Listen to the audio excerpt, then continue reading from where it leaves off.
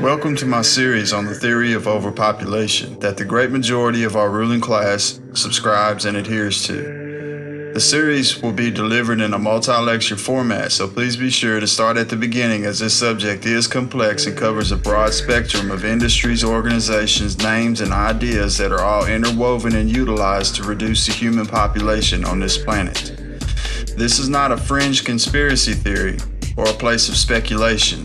We will go over the source and documentation for the following subjects: the occult secret of Darwinism, how our public education system was influenced by businessmen to churn out low IQ laborers to fill all of the low-level jobs in order to benefit said businessmen, why modern liberation is actually freedom from morality, the purpose behind the disintegration of the nuclear family, how public opinion is shaped by people behind the scenes who many have never heard of, how abortion and birth control isn't actually for giving women autonomy over their own bodies, reproductive rights, and future. I'll give you a hint. By believing this selling point, you have been fooled into a Faustian deal with a ruling class that detests you and doesn't want you to reproduce, and you have taken on the commands of your oppressor. We will go over how the modern medical system was formed and whether or not you can trust the motives behind the system itself. In other words, is it for profit or is it for healing? We'll go over the history of VCs and whether or not they are used for nefarious purposes. We will go over the tragic history of our government's experimentation on its own citizens, biowarfare, and how all of the aforementioned topics converge and are related to the belief that the world we live in is overpopulated. My name is Nelson.B.Shelton. Welcome to Logos Crescendo. Believing the earth is overpopulated is part of a worldview. Some people believe that the earth was created, therefore it can only be destroyed by that which made it. Chapters and books were written 2,000 years ago about plagues, famines, and pestilences that would mark the beginning of sorrows that ushers in the end. Other people believe that an accident created the earth and all life in it. Therefore, to follow this presupposition out to its logical conclusions, if the world was made by accident, then the world can end by accident. This worldview goes against logic and the law of thermodynamics, which states to the contrary. Order cannot come from chaos. An explosion in a library cannot form Shakespeare or something with intelligence written for a purpose. Better yet, nothing cannot create something. Something doesn't come from nothing. This logically points to an intelligent and eternal being outside of life as we know it. Then comes the question, where did God come from then? The biblical narrative clearly illustrates a creator that exists outside of time, space, matter, and this life and is not subject to his own creation, just as the watchmaker isn't bound by the mechanisms in the watch which he made. Without getting too far into this infinite regression, both ideological camps believe that the world will come to an end, and sooner than later. The Old Testament, a common text to the three major world religions, tells us to be fruitful and multiply. The people who believe that the earth was created by accident and is delicate believe that this is the source of all of their problems. The people that belong to this latter camp believe that the existence of too many people will cause the earth to destroy itself, or at least cause human life on earth to regress to the Stone Age for those who are left after some kind of calamity. And rather than let it run its course, they have decided to fix the problem, and the problem is you and I. The problem is called overpopulation. Too many people equals global warming and not enough resources for everyone. So in order to remedy that, they believe that the Earth's population must be lowered. You may not believe that, but that doesn't matter. Some of the richest, most powerful, and influential people on the planet believe this, and that's what matters. That's precisely what I aim to discuss in this multi-session project on the ramifications of the eugenic mindsets of the ruling class. We could get into the fact that CO2 is good for plants, or that every single person out of the 7.8 billion people living on Earth can fit inside of San Diego, California with room to do jumping jacks. But these are all points that can be argued, and I believe we are spinning our wheels by arguing these less significant points. I aim to get at the root of the problem. There are people who feel that too many people live on Earth, and because of this, they feel that they have the right to say who lives and who dies. They also believe that they have the right to say who has children and who doesn't. In fact, they have already begun to decide these ethical issues and act on them. And by not objecting, our consent is manufactured and comes riding automatically on the silence of you and I. This is a problem of beliefs. So it will take a while to unfold the entire context before I make it to the damning evidence of deliberate population reduction tactics that abound around us in our everyday lives. I want you to really understand this issue. And we are going to cover a lot of names, organizations, documents, video footage, testimonies, admissions, foundations, monopolies, crime, and secrecy, all in good time. So let the wise persevere. You may not agree with everything in this body of work, but the thing is that everything I'm about to relay to you in this series is well documented and public information that you can view for yourself, and I encourage you to. The purpose of this video is to document how there is an upper strata of the ruling class who believe that there are too many people living on the earth. Not as in the world will become overpopulated, but that it has been overpopulated as far as optimum levels go for quite some time now. Those of this ruling class that subscribe to this ideology have gone to extreme lengths throughout history in order to remedy this ordeal that in reality only exists in their minds. There are some who have disseminated these ideals in honesty, and then there are those who will do it to benefit the self. We will begin at the beginning, or at the root of the matter, and work our way up to modern times and flow right into our current situation. And the beginning of this matter ultimately begins with the Malthusian theory of overpopulation, which Darwinism leeches onto.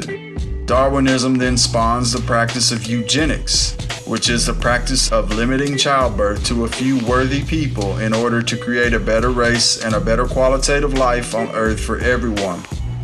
The eugenicist Darwinists then go on to produce contaminated VCs, they push abortion, and it all ends up in biological warfare. I promise you that you will want to stick around. If you are the type who would rather not know, believing that ignorance is bliss, at least consider this information for the people who you want to see live a healthy existence, because we live in interesting times. I'm going to warn you that this isn't going to be your average conspiracy video that contains a whole lot of speculation. In fact, this is going to be somewhat of a post-grad level first semester course on the overpopulation and eugenic mindset of the ruling class. If our society was a just and righteous one, the history of this ideology might even be taught in institutions of learning. In fact, in other places of the world, it is. Some of this is taught at the university level here and is thought kindly of because culling a population is basically the apex of the culmination of the Darwinist evolutionary theory, aka survival of the fittest, where man becomes his own god and plays God to steer humanity in the preferred direction. Whose preferred direction? Who has the power? Overpopulation is not really a new idea. From the ancient world and up until the industrialization of things like fertilizers and agriculture, cities were convenient to live in until they weren't. If you lived in a city more than a few decades ago, due to unforeseen events like extreme weather, there was a chance that farmers in the surrounding agricultural communities couldn't keep up with the demands of the cities. City folk were usually the first to starve, and they would suffer the longest because they didn't have the land to grow their own food. And it was precisely this concept that gave the rise to the Malthusian worldview. Confucius, Plato, and Aristotle all believed that the state should control the amount of births and who should be able to birth and when, according to the concept of supply and demand. Tertullian, a 2nd century AD writer who wrote from Carthage, which was a part of the Roman Empire, but it was still a rival of the Roman Empire, he wrote that the teeming growth of the population of city-states was not sustainable at times, and how contemporary rulers considered famines, plagues, and pestilences, and earthquakes to be a remedy. Thomas Malthus authored an essay on the principle of population in the late 1700s, and he is the father of the modern ideological theory of overpopulation. The belief in overpopulation theory is often called Malthusian. Usually, it's in a pejorative sense. His theory can be summed up as this: the Earth only has so much space and so many resources, therefore too many people will result in disaster. He could not, however, foresee technological innovations that allow for a surplus population. This worldview encouraged many of the world's elite intellectuals to either panic or see an opportunity to exploit. Malthus's essay on population was interpreted in a way which those who subscribed to this belief believed that helping the poor would only worsen the overall condition of the earth. Therefore, not helping the poor was for the betterment or the greater good of society. And being that he was a leading thinker in England is where this idea first took root. Whether it was because it was a useful idea for those in power or that people believed it in earnest, regardless, it had major effects. In 1834, England centralized efforts to aid the poor, and they were called Poor Laws. Initially, they were intended to help the poor.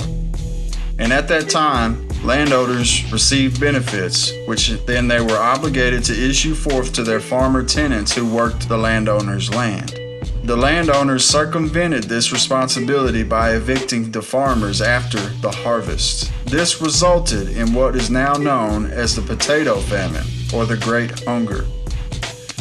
Contemporary journalists and people visiting Ireland during the time of the famine blamed the Poor Laws. The English, who played the overlords, and the Irish have a long-standing history of conflict and strife. The United Kingdom consists of several populated but small islands, which possesses only so much land for the production of food.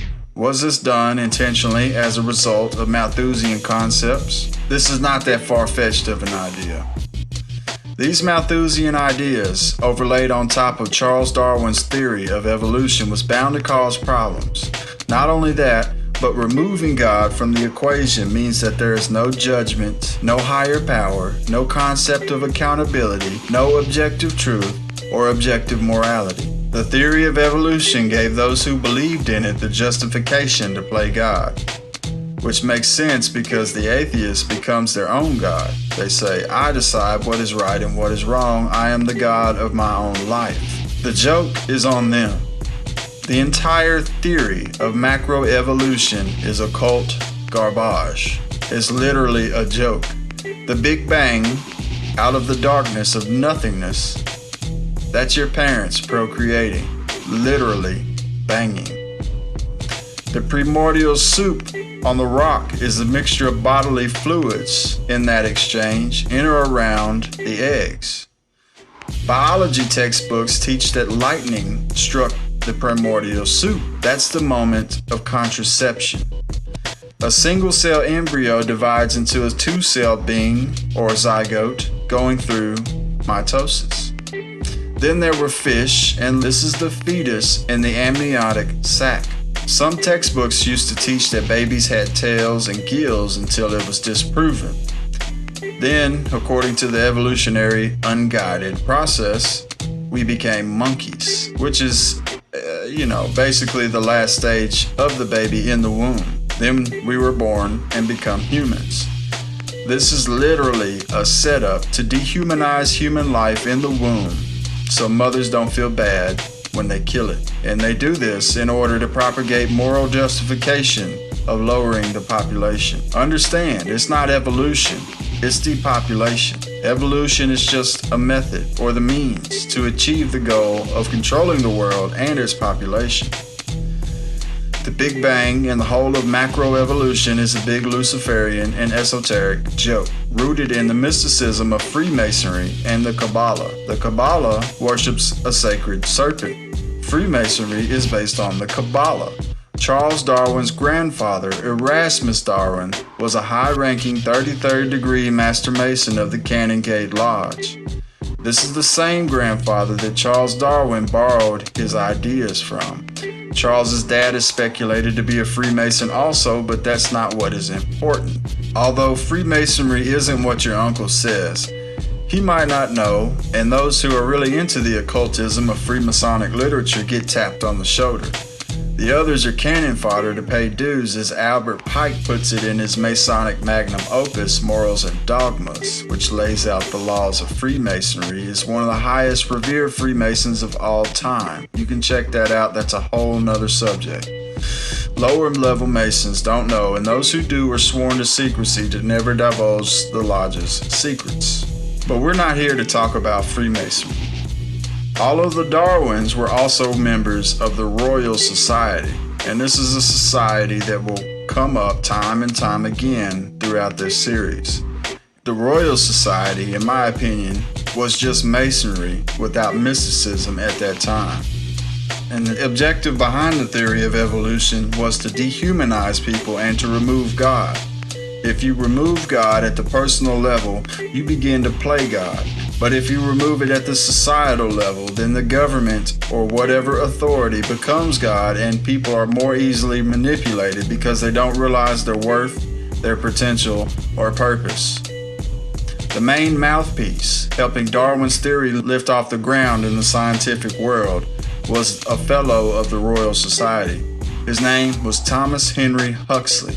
He was also known as Darwin's bulldog, although Grandfather Huxley was no pet. The title is just a descriptor of how fervently he promoted and advocated for the theory of evolution. Remember that name, Huxley, because his two grandsons were some of the most powerful and influential men of the World War II era. Huxley developed his own club, the X Club, and attended seances. It is noted that skeptics claim he would attend them in order to debunk them, and that he was a devout atheist, while others claim that he also subscribed to the Lurianic Kabbalistic belief of man evolving into a godlike state. He was also a member of the Metaphysical Society in England, so you can draw your own conclusions, but for me, I would be hard-pressed to join a metaphysics society if I didn't believe in the spiritual realm. So with the propagation of the theory of macroevolution being promoted from the top down in English institutions, the next obstacle in the way of getting the public to follow suit is the Bible, which was literature that was still being taught in most schools of that day, and why wouldn't it be?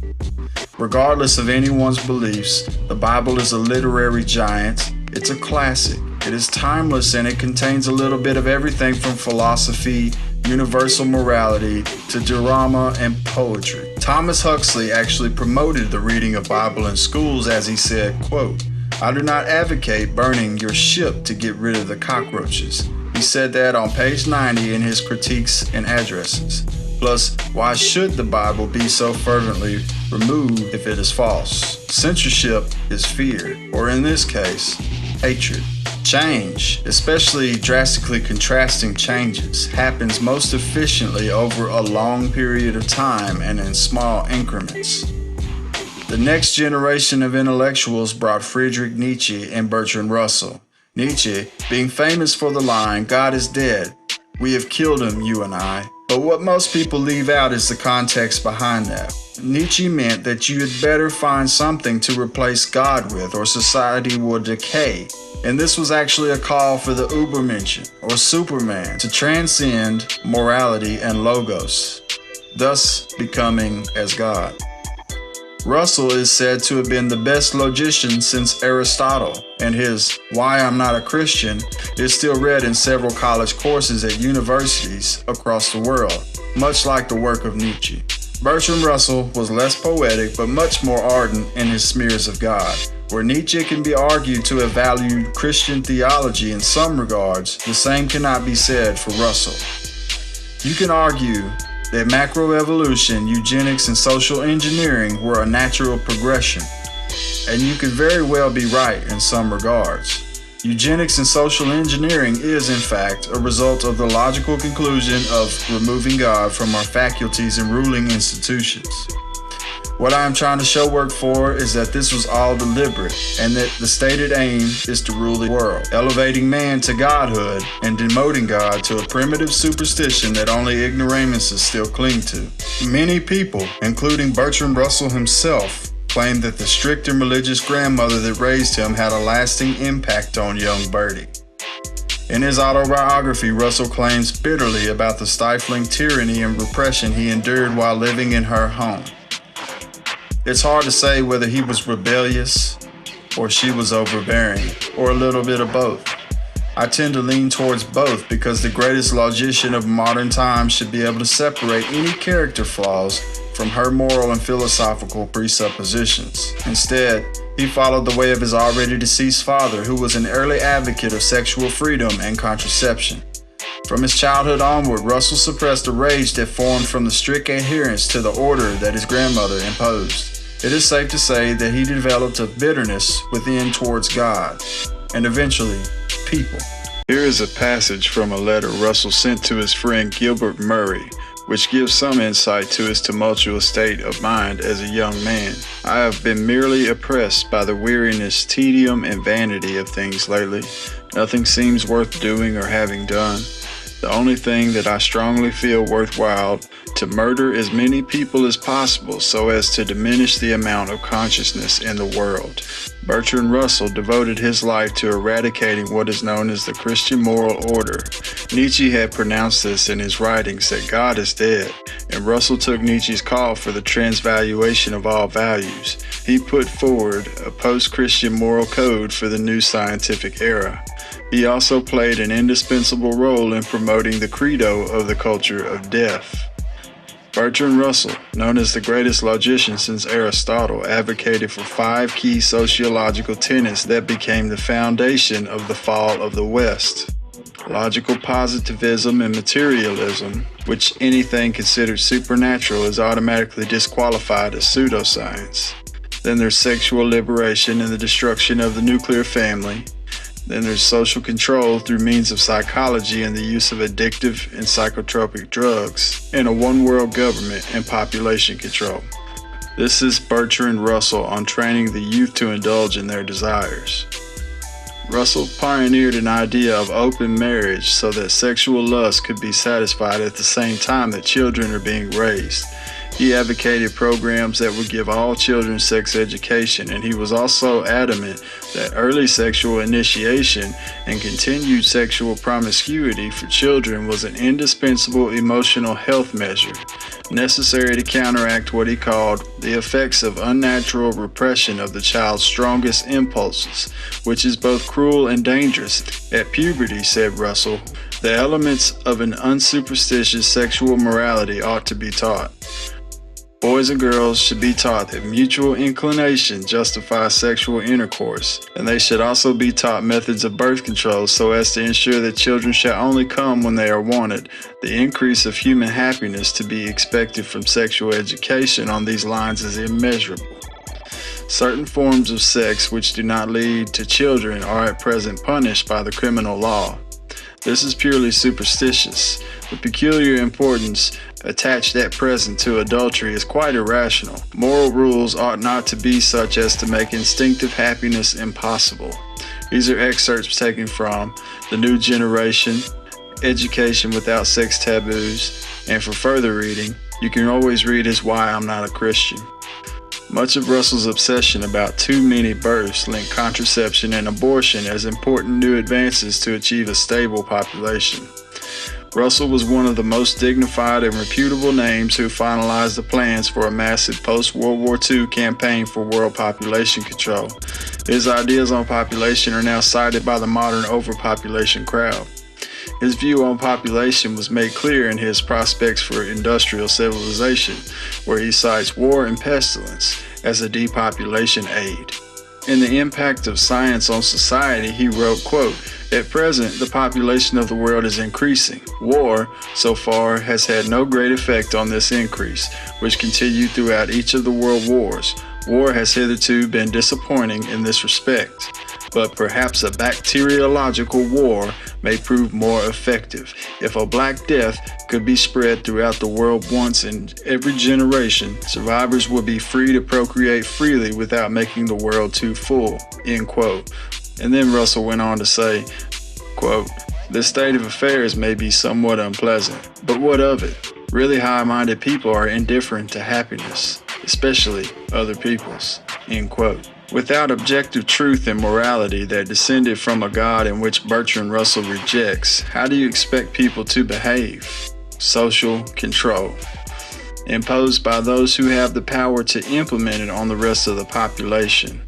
A rejection of God often comes from a form of anger derived from tragedy. They side with the evil forces that are the root cause of that tragedy, thus becoming Luciferian. But then there are those who just want to be God. These are people who wish to play God on the rest of civilization, because when it comes to theory and practice of social engineering and population control, the ethical issue is who gets to decide. When it comes down to it, people of this caliber believe might equals right.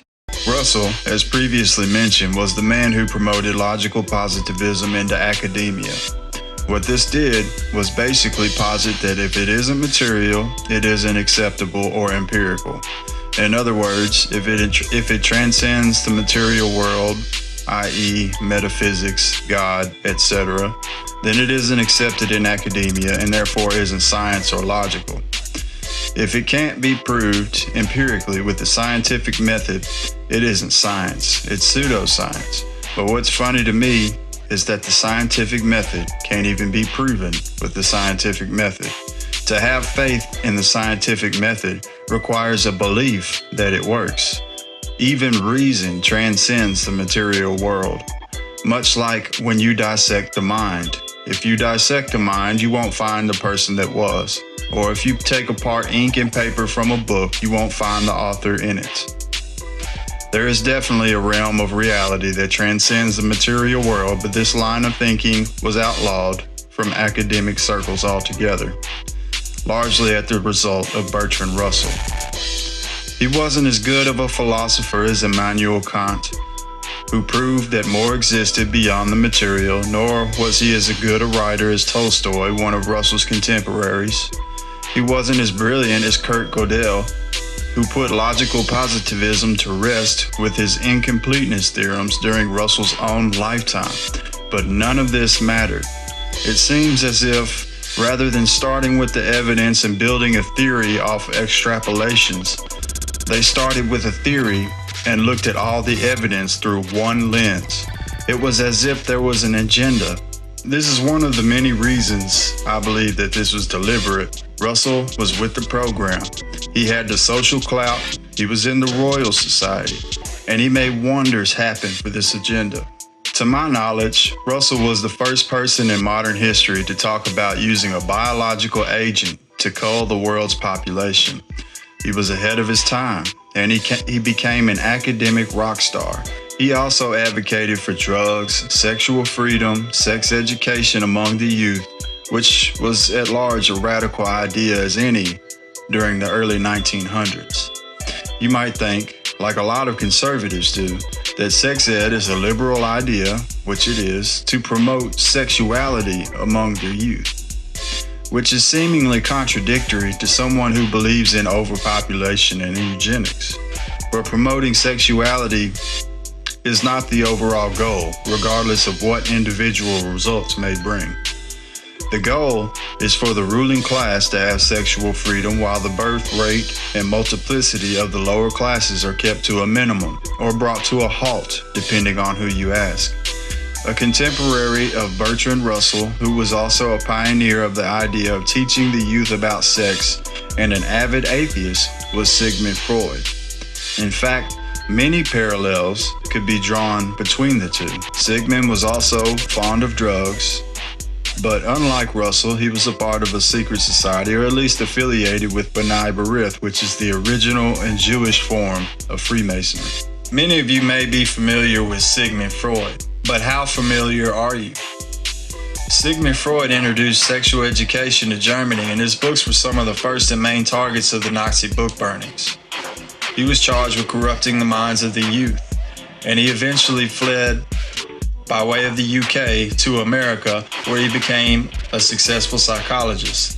Freud is the most famous or infamous psychologist because of his psychoanalytic theory. In psychoanalysis, Freud plays on the biblical flesh, mind, and soul concept with his own ego, superego, and the id.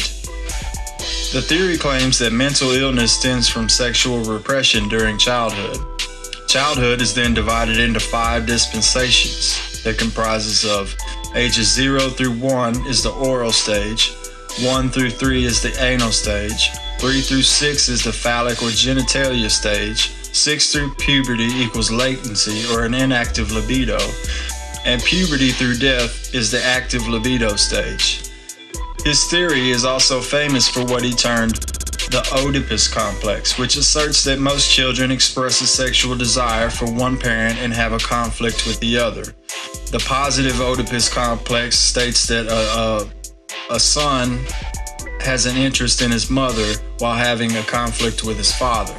And the negative is where a child has desire for the same-sex parents and conflict with the opposite-sex parent. This might sound crazy, but the Oedipus complex is a central and indispensable tenet of Freud's theory and is the reason why Freud and Carl Jung had a falling out.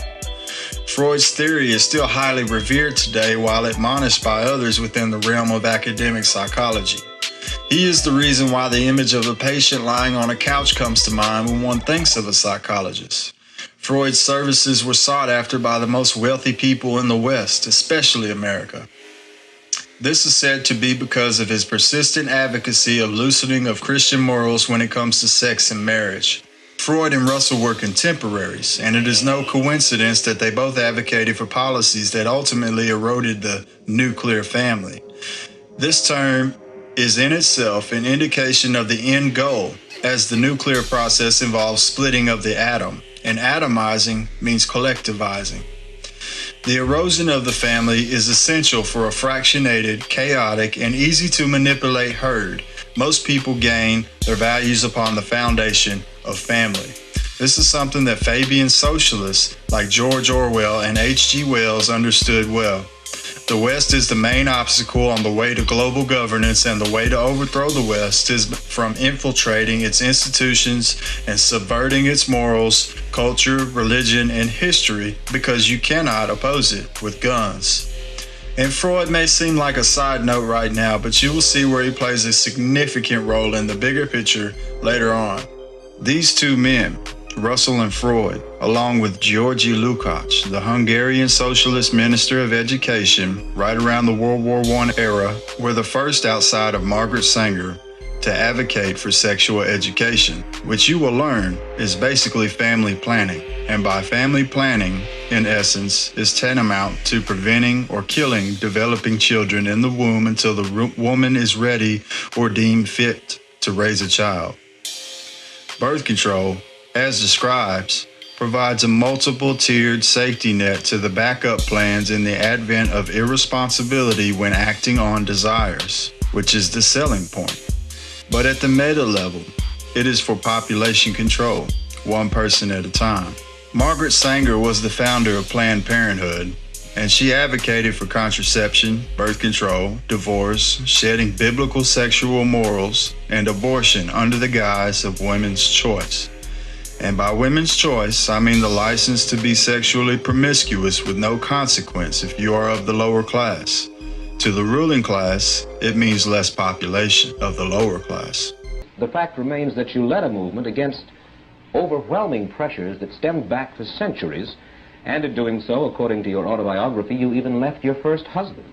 And you wrote this to a friend, Mrs. Sanger. You said, "Where is the man to give me what the movement gives in joy and interest and freedom?"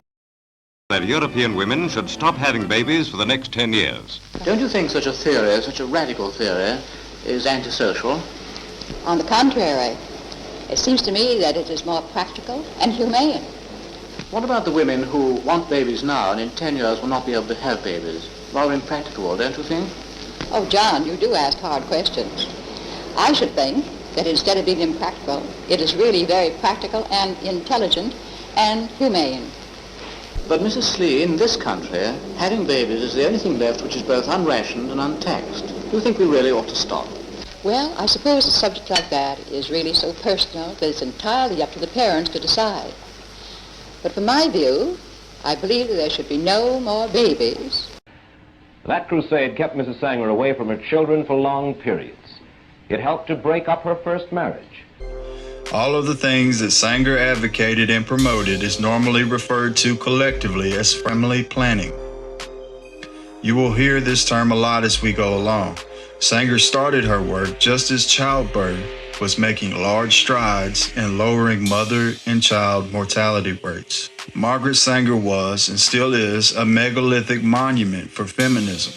The thing that makes me laugh is, if the purpose of feminism is to get out under the so-called oppression of men and the patriarchy, along with being equal in all aspects, being liberated in the form of promiscuous sure does stick it to the boys. That'll show them. In reality, feminism was drawn up to drive a wedge amongst families to discourage baby making. This can be read out from Margaret Sanger's papers. Your father was a sort of a village atheist who clashed with church authorities. And you and your brothers and sisters were known as, quote, children of the devil, end quote. Could it be then that in part at least you were driven emotionally toward the birth control movement because of antagonism toward the church, because that was a way to fight the church? No, I don't think I had anything of the kind in mind. I read now from a church publication called The Question Box. Well, it says the following. It says, the immediate purpose and primary end of marriage is the begetting of children. Now, what's wrong with that position? Well, it's very wrong. Well, the natural law, they say, is that, first of all, the primary function of sex in marriage is to beget children. Well, Do you disagree with that? I disagree with it 100%. I think it's untrue, and I think it's unnatural. Sanger was the daughter of a Mason and atheist activist. Sanger's mother gave birth to 11 children in 22 years, dying at the age of 49. One of Sanger's sisters abandoned Sanger's niece, Olivia Byrne, when she was a small child. Sanger found her on a snowbank and took her in. Olivia Byrne went on to be a feminist activist in a polyamorous relationship with a man and another woman. The man in the three-way relationship is the creator of Wonder Woman, another icon of feminism for the second-wave feminists. These are the events that formed Sanger's views, and these women represent the ideal modern woman. You would think that someone who took in their niece would be a decent parent. According to Ellen Chesler's book, Woman of Valor, a Sanger biography highly praised by pro-abortion liberals, the death of Sanger's daughter revealed how unimportant motherhood was to her. While Margaret crusaded in Paris, her daughter Peggy died back home. According to Chesler, quote, the death left a long legacy of resentment and remorse in the Sanger family. Young Grant, her son, revealed his essential feelings by repeating over and over again that if their mother had only been there, Peggy would have never become so sick and died. In the book, Margaret Sanger, a biography of the champion of birth control, her son's words express the tragic cost of faux feminism. Quote, Mother was seldom around. She just left us with anybody handy and ran off. We didn't know where, end quote. This sounds tragic, but at least she was logically consistent. Sanger's eugenic creed is clearly stated in her 1932 speech, My Way to Peace. The centerpiece of the program is vigorous state use of compulsory sterilization and segregation. The first class of persons targeted for sterilization is made up of people with mental or physical disability. Quote, the first step would be to control the intake and output of morons, mental defectives, and epileptics, end quote. To me, the crux of the matter is this: who defines what a moron is? Anyway, secondly, a much larger class of undesirables would be forced to choose either sterilization or placement in state work camps. The second step, and this is a quote, the second step would be to take an inventory on the second group, such as illiterates, paupers, unemployables, criminals, prostitutes, dope fiends, and classify them in special departments under government medical protection and segregate them on farms and open spaces, end quote. Those segregated in these groups could return to mainstream society if they underwent sterilization and demonstrated good behavior.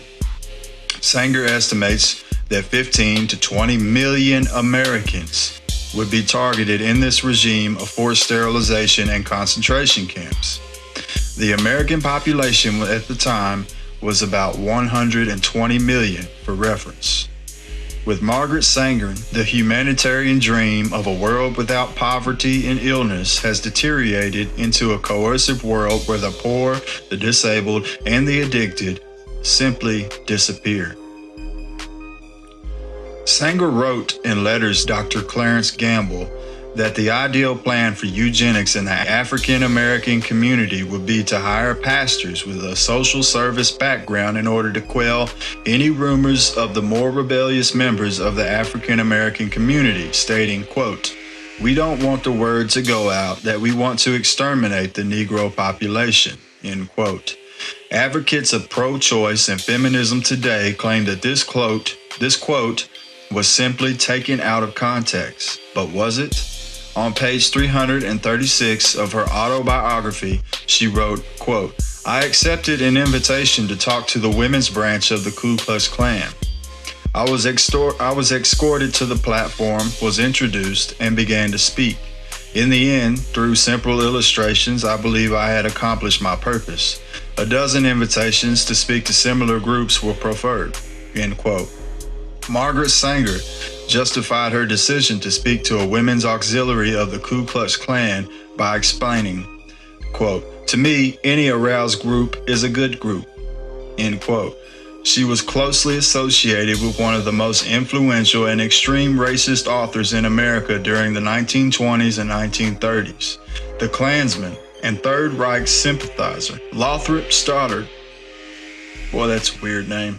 According to the Birth Control Review's 1922 issue on pages 26, 50, 74, 89, and 100, Stoddard was on the board of directors for the American Birth Control League and was a part of its founding.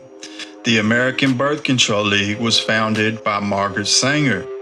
The American Birth Control League eventually changed its name to Planned Parenthood. Even though it may be true that Sanger was against the Hitlerian regime in the Germany of her time, and even though it can also be said that the leader of the Third Reich burned some of Sanger's books, it cannot be said, however, that she had zero influence on the eugenic policies that the German government deployed. These things are often more complicated than the side choosing of today's political atmosphere. Margaret saw the Third Reich as knocking women back 100 years. Adolf saw her feminism and birth control policies as harmful to the Germanic population that was to supply him with soldiers and strong workers. Also, at the same time, Adolf saw the usefulness in building up a German race and euthanizing and sterilizing those he deemed unfit. See the impact of Sanger's ideas? Edwin Black documents in his book, The War Against the Weak, on page 258, the Nazi sterilization law of 1933 and the subsequent Nazi euthanasia laws were both based on blueprints drawn up by Margaret Sanger. Writing in 1938, when the Nazi program was in full swing, Sanger urged America to follow Hitler's example. She was using the language of social Darwinism, the same language that Hitler uses in Mein Kampf. Sanger wrote, quote, "In the animal industry, the poor stock is not allowed to breed. In gardens, the weeds are kept down," end quote. America, Sanger concluded, must learn from the Nazis and carry out nature's own mandate of getting rid of, quote, "those human weeds which threaten the blooming of the finest flowers of American civilization," end quote. She championed sexual immorality as she had extramarital affairs with the likes of H.G. Wells and Lovelock Ellis. She didn't bat an eye when a child died. It never slowed her down. Sanger left her children to pursue her own career. This is the ideal, independent, modern, cosmopolitan woman. She stoked a flame in the women of the West to abandon tradition, ignore and avoid the natural processes, to not concern themselves with the feelings of men or their children. She encouraged women to breed with men who had the best genes in order to create a better race of better men. But she didn't, advocate for them to enter into a sacred union, as she viewed those values to be archaic and primitive. Now, with hindsight being 2020, you have to ask yourself, in our current state of affairs, are these women really happy? You may feel that Planned Parenthood and women's choice is about choice and freedom, but I'm just simply relaying to you the idea behind the origins of Planned Parenthood. Mr. Sanger, you have helped to spread the birth control movement not only here in the United States, but in Europe and the Orient as well. Why? Why is birth control of such vital importance internationally? Is it just to save women's suffering? Is that the only reason in your mind? Well, not entirely. The population question is a great concern today. Do you feel that birth control is essential to keep millions of people across the world from starving? Well, I think the birth control, if you keep your population more or less static until you pick up your resources, certainly you'll keep prevent their starving. Well, what's more important, birth control or picking up the resources? Well, picking up the resources, there's just a limit to that, too, for fighting. But certainly around the world there is potential agricultural land that is not being properly used now. Just this past year, on May 21st, the New York Times summarized an important study of the world's food resources made by Professor James Bonner of the California Institute of Technology. Professor Bonner says the world is not using 1 billion acres of potential agricultural land, and he adds that if this land were used and present agricultural land were improved, the entire world could be fed adequately, even if the population increased by 1/3 in the next 50 years. Oh, Mr. Wallace, you hear so many fantastic things of what can happen, what may happen. This and that, I've heard it for the last 30 years, at any rate, of what could be done, but it's never done when it comes to that. And the demographers, I never heard of anyone that would agree with that we could have another in the world. Another third. Another third. Well. In the years of and after World War II, the term eugenics, which Sanger was a major proponent of, was viewed as a negative or an inhumane practice. Due to this, the focus of Planned Parenthood underwent a PR makeover. She wrote, quote, "Do not let fear prevent you from leading a free life. Live up to your own ideal and to the standard inscribed on the banner of the woman rebel. No gods, no masters." End quote. Margaret Sanger was a socialist. She joined the Women's Committee of the New York Socialist Party, and you will notice that this is a common theme among those in the eugenics crowd. Eugenicism stems from Darwinism, and it's the theory and practice of controlling evolution. Socialism is the introduction to Marxism, and it's the practice of controlling the economy. Both worldviews wish to make a utopia, and the only way to do that is to play God and seize control. Karl Marx actually dedicated his famous work to Charles Darwin and sent him a copy with a personalized note. In the same way the Darwins were intimately linked into the occult, so was Karl Marx. Marx grew angry with God sometime during his college days, and he wrote poems and plays paying homage to Lucifer in works like Ulanim, which is Emmanuel backwards in his native tongue. H.G. Wells, the author, writer, and alleged lover of Margaret Sanger, was also an avid socialist who sought to influence leaders to usher in a utopia for mankind through socialism and eugenics.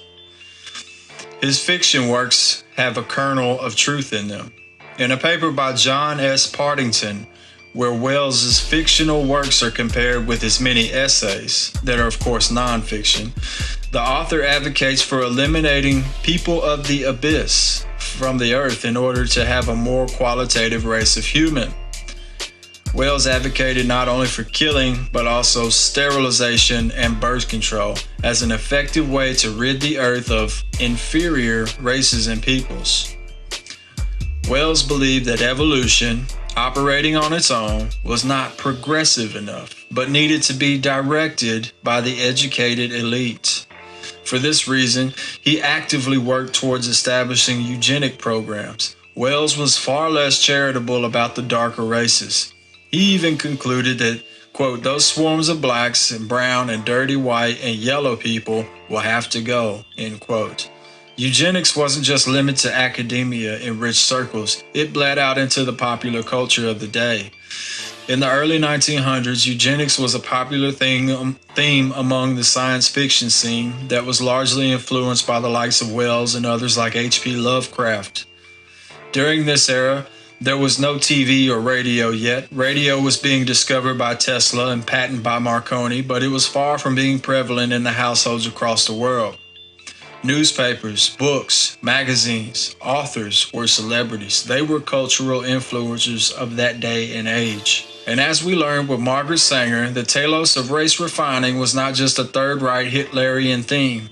It was almost completely universal amongst the ruling class of the day who didn't subscribe to Christian philosophy, which places value in each and every human being when practiced righteously. Much is the same today. In the 1930s, one of the two more famous grandsons of T.H. Huxley, or Darwin's Bulldog, wrote a startling fiction novel that is widely known and read even to this day, Brave New World by Aldous Huxley. This book was so far ahead of its time that the further time marches on, the more relevant the book becomes as a handbook for what is happening. His protege, another Etonian-educated ruling class socialist, George Orwell, penned 1984 and 1948. Something like 1984 could actually happen. This is the direction the world is going in at the present time. In our world, there will be no emotions except fear, rage, triumph, and self-abasement. The sex instinct will be eradicated. We shall abolish the orgasm. There will be no loyalty except loyalty to the party. But always there will be the intoxication of power. Always, at every moment, there will be the thrill of victory, the sensation of trampling on an enemy who is helpless. If you want a picture of the future, imagine a boot stamping on a human face forever. The moral to be drawn from this dangerous nightmare situation is a simple one. Don't let it happen. It depends on you. While Orwell's book seems to be more true in its depictions of rule by force, by the boot, and by censorship and propaganda, a letter from Huxley to Orwell, where Huxley thanks Orwell for the copy of 1984 and then proceeds to explain why 1984 is the book for the short game and Brave New World is the book for the long game. Huxley calls the theme in his book the ultimate revolution, or the final revolution, where a utopia is designed around eugenics. The establishment controls childbirth, which there are really children being grown in a lab. The thought of pregnancy is repulsive. There are different classes, one of elite and beautiful alphas who do the thinking, while the servile classes of gammas and deltas are conditioned to hate books. All are conditioned to keep consuming, to keep the economy afloat. All are made to take drugs to mask emotion. These drugs, called soma, like the drug we have today, is the primary method, along with indoctrination of the young and incessant brainwashing propaganda that the ruling class uses to render the people to a docile, submissive, and malleable state. All are engaged with group and casual sex and grossed out by monogamy. All are ruled by technocracy and 10 world rulers. From the foreword to his book, Aldous writes, quote, "There is no reason why the new totalitarianism should resemble the old. Governing by clubs and firing squads, by artificial famine, mass imprisonment, and mass deportation is not merely inhumane. It is demonstrably inefficient, and in an age of advanced technology, inefficiency is the sin against the Holy Ghost. A really efficient totalitarian state would be the one in which all-powerful executive of political bosses control a population of slaves who do not have to be coerced because they love their servitude. To make them love it is the task assigned. To the ministries of propaganda, newspapers, editors, school teachers, the love of servitude cannot be established except as the result of a deep, personal revolution in human minds and bodies. To bring about that revolution, we require, first, a greatly improved technique of suggestion through infant conditioning, TV, school, etc., and later with the aid of drugs. A foolproof system of eugenics designed to standardize the human product and so facilitate the task of their managers. As political and economic freedom diminishes, sexual freedom tends compensatingly to increase. And the dictator, unless he needs bodies for cannon fodder for his wars, will do well to encourage that freedom. In conjunction with the freedom to daydream under the influence of dope, movies, and radio, it will help to reconcile his subjects to the servitude which is their fate. Again, that's from Aldous Huxley's Brave New World. And you might think that it is contradictory to advocate for sexual freedom while these people are eugenicists and believe in overpopulation. But they know something that most people don't. Sexual freedom lowers the birth rates. In a speech given on March 20, 1962 at the Berkeley Language Center titled The Ultimate Revolution, which is truly a revolution of the ruling class from the top down instead of the lower classes overthrowing the government from the bottom up. At this time, Aldous had been speaking of a technocracy for 30 years. At this engagement, Huxley spoke of a conference at the Institute for the Study of Democratic Institutions in Santa Barbara, and I quote, where the discussion focused on the development of new techniques by which to control and direct human behavior. Traditionally, it has been possible to suppress individual freedom through the application of physical coercion, through the appeal of ideologies, through the manipulation of man's physical and social environments, and more recently through the cruder techniques of psychological conditioning. The ultimate revolution concerns itself with the development of new behavioral controls which operate directly on the psychophysiological organisms of man, end quote. I believe it is sufficient to say that any concept of a technocracy in the 1930s is akin to prophecy, except for the mere fact that Huxley had the inside track and understood that a technocracy was going to rule the earth because of the people he was associating with his whole life. He was a Royal Society member. His brother Julian was the head of UNESCO, the cultural and educational arm of the UN. United Nations. Julian, the brother of Aldous and the founder of UNESCO, of the UN, wrote UNESCO, Its Purpose and Philosophy, which is essentially the manifesto for UNESCO. He wrote that, quote, progress is not automatic or inevitable, but it depends on human choice and will and effort. Taking the techniques of persuasion and propaganda that we have learned to apply nationally in war and deliberately bending them to the international tasks of peace, if necessary, utilizing them, as Vladimir Lenin envisaged, to overcome the resistance of millions to desirable change. This must be a mass philosophy, a mass creed. It can never be achieved without the use of media and mass communication. And he goes on to say, man's innate mental powers, they could certainly be improved further by deliberate eugenic measures if we consciously set ourselves to improve them. And you see that these people literally want to play God and make man in a better image.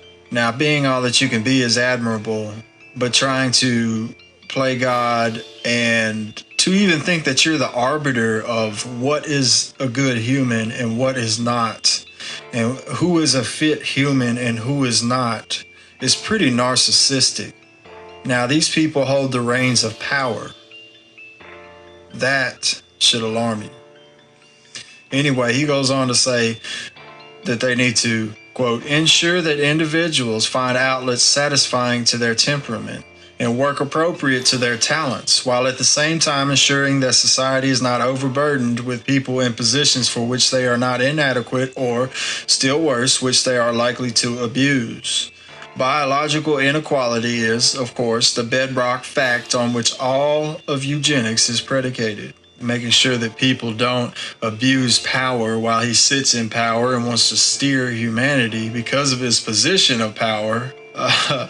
But he says that biological inequality, which is saying that one race is better than the other or one person is better than the other, is of course the bedrock fact that all eugenics sits on. So remember that. And then he goes on to say, the preservation of human variety should be one of the two primary aims of eugenics, but the inequality level or standard is undesirable, and the other primary aim of eugenics should be the raising of the mean level of all desirable qualities. At the moment, it is probable that the indirect effect of civilization is dysgenic instead of eugenic, and in any case it seems likely that the dead weight of genetic stupidity, physical weakness, mental instability, and disease proneness, which already exists in the human species, will prove too great a burden for real progress to be achieved.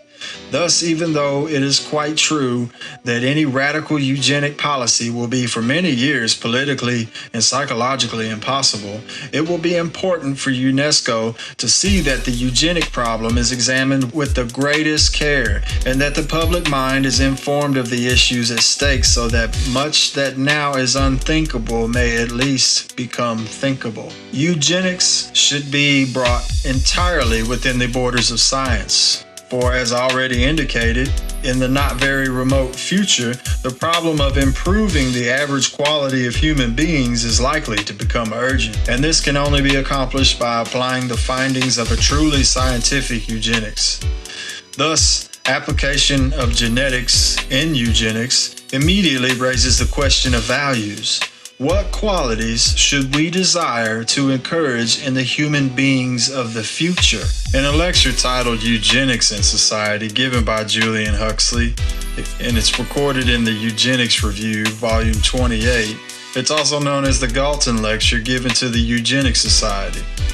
Julian Huxley wrote that we accept the division of society into economic strata with large differences in the standard of living, in their outlook and opportunity between the different classes. So essentially the lower, middle, and higher class is, if not by design, is permissible to the ruling class. And that's the way that they want it, because it's a self-serving system. And all of the money seems to get funneled to the top. And then he goes on to write, whatever minor modifications and regulations may be found desirable or opportune in business and finance is also permissible. Further, we accept the division of the world into nationalist states, which, however, their sovereignty and independence of action may be modified or curtailed by international agreements, and they will be competing as well as cooperating with each other, and must in certain eventualities be prepared to resort to war. It's also no coincidence that nation states, like in Europe, tend to merge. As far as politics are concerned, everything has gone from nationalists to globalists. And it's also no coincidence that war has been for profit for at least a couple centuries now. When people go to war, the bankers finance both sides. You know, you may think like, if you hedge your bets on both sides, you'll lose one and gain the other, but that's not really the case. It's not a zero-sum game, because two sides are going to pay interest. And then you have the steel industry with the production of, armor and bullets and missiles, etc., planes, and you also have the oil industry, because you can't fight a war in this day and age without energy. And it goes on to say that we accept the continuance of trade cycles of boom and slump, even though they may be toned down in amplitude. I guess he's referencing the Great Depression. We accept the need for restriction of output whenever surplus interferes with profit. Maybe that's kind of like the De Beers family creating a false scarcity of diamonds? I don't know. You be the judge. But he says we accept the existence of a cheap supply of unskilled and semi-skilled workers. This is where this is basically what your immigration is all about. Well, partly. It's half of the reason, which we'll get to when we get to the modern era in which Bill Gates is concerned, especially in Europe. If so, then we must plan our eugenic policy along some such lines as the following. First comes the prevention of dysgenic effects. The upper economic classes are presumably slightly better endowed with ability, at least with ability to exceed in our social system. Yet they are not reproducing fast enough to replace themselves. We must therefore try to remedy this state of affairs by pious exhortation and appeals to patriotism. The lowest strata, allegedly less endowed genetically, are reproducing relatively too fast. Therefore, birth control methods must be taught them. Did you catch that? That's what birth control is about. They must not have too easy access to relief or hospital treatment, lest the removal of the last check on natural selection should make it too easy for children to be produced or to survive. Long unemployment should be grounds for sterilization, or at least relief should be contingent upon no further children being brought into the world.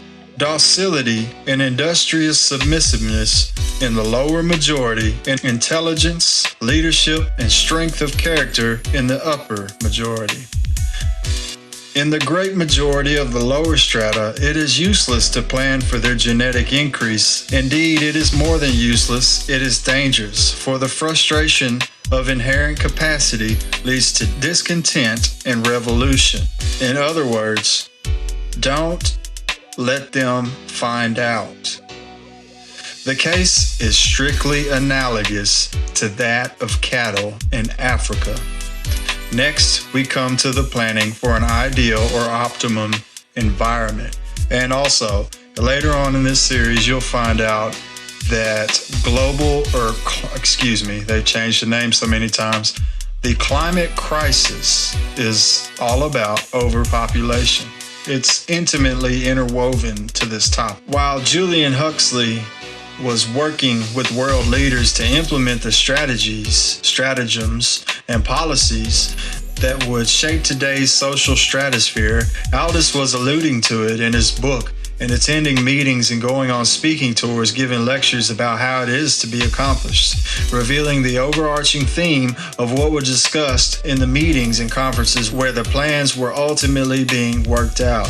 Propaganda, psychological manipulation, and drugs will turn people into docile, weak, and lazy servants who love their masters, as per the depiction of the ultimate or final revolution as foretold in Brave New World. Up until this point, we have been discussing the origins, the background, and the context of the ideas the most influential intellectuals of the late 19th and early 20th centuries were circulating and working on in order to construct a tangible structure of control and governance. This is the theoretical side of the issue of population control. However, you cannot put the plan into motion without practice. Let's talk about the practical side of population control. Bertrand Russell, Aldous Huxley, and Margaret Sanger advocated the use of drugs to accomplish population control and population reduction via eugenics imposed on us from the top down by the ruling class. Actually, drugs play a major role in this plan, but not the kind of drugs that you're thinking about. You normally think about, what have you, cocaine, heroin, whatever, pills, but these are not the kind of drugs that they utilize to implement their plan. The kind of drugs that these people use, as we will discuss in the next 2 videos of the series, are drugs that you don't know about, that you consume on a regular basis in products, in water, etc., that serve a purpose and were put there on purpose by people with power. I hope that you enjoyed this talk, and I also hope that you tune in to the next video where we go over and document how one man was rich enough to not only found the medical industry, but form it into what it is today, an industry where curing people is deemed as an unsustainable business model. My name is Nelson.B.Shelton. God bless and take care. And if it can be used, it can be made. History is bunk. Half the time equals double the yield. War is bad for business. As select alphas, conditioned to believe without knowing and to know without believing, you have been chosen to view the surrogate revelations and synthetic mysteries upon which all perfect and placibic belief is founded. Here before you are sacred teletime plex relics of the sanctified life, thought, and holy works of our Ford, from whose divine inspiration came the ultimate perfection of the endless assembly line, which has given us the ultimate, endless, perfect happiness of more things, for more wants in perfect balance, with more wants for more things. And it is from our inspired creator of the Model T that we derive our blessed sign of the T. Forward be brave. Let us now repeat the catechism. Community. Community. Identity. Identity. Stability. Stability. Ford bless you.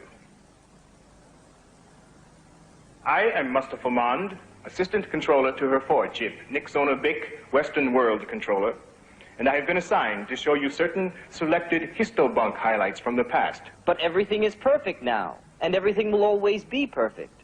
So what does it matter what things were like when it wasn't perfect? Excellent point, but quite misguided.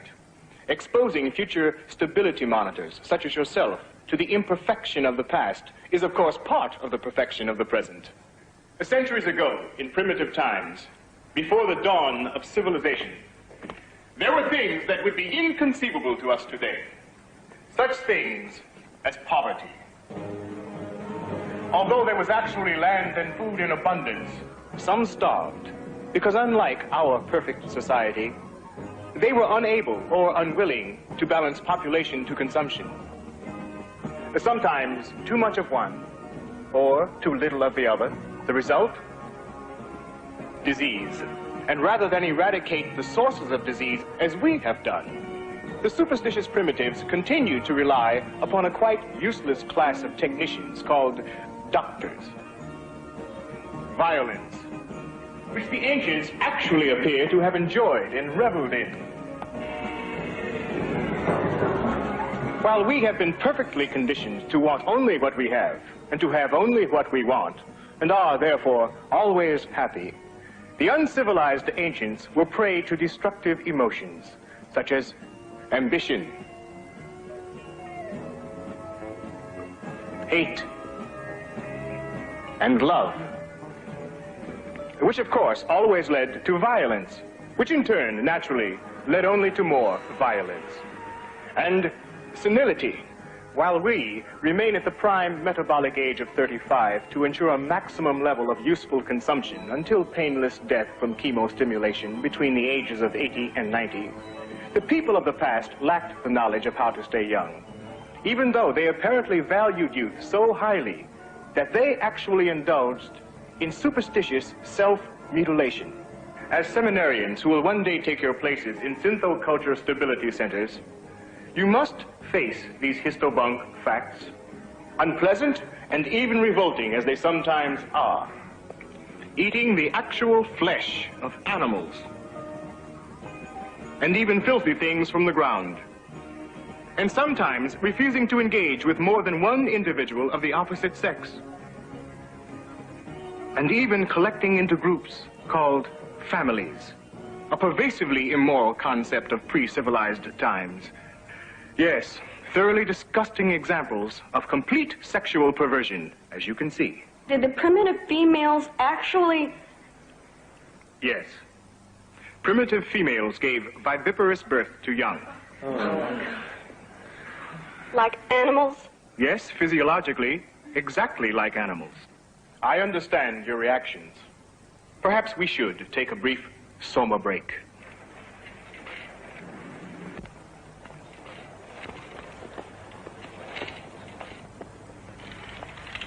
Naturally, none of what you have seen would be shown to betas or gammas, much less to deltas like these. But each of you is an alpha. You weren't mass-produced in computer-cloned Bakhanovsky batches. And you are all supremely happy, supremely content. But then, that is truly the perfection of our civilization. Everyone is adjusted. Everyone has been conditioned to want to do the work he has to do.